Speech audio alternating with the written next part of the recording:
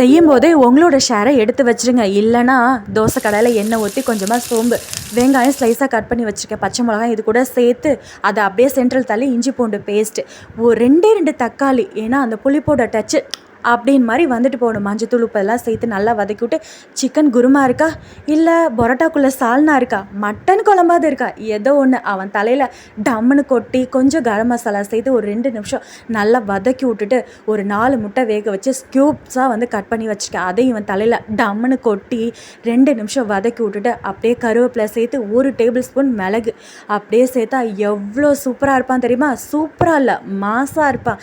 ஏன்னா இது எங்கள் புதுக்கோட்டை முட்டை மாஸ். சொன்னதே மாசாக தான் சொல்லியிருக்கேன்னு நினைக்கிறேன். ஏன்னா இதை அப்படியே ஒரு தட்டில் வைக்கிற வரைக்கும் கூட வெயிட் பண்ண முடியாதுங்க. உங்களுக்கு வேணுங்கிற ஷேரை ஃபஸ்ட்டே இந்த மாதிரி எடுத்து வச்சுருங்க, இல்லைனா கிடைக்காம போயிடும்.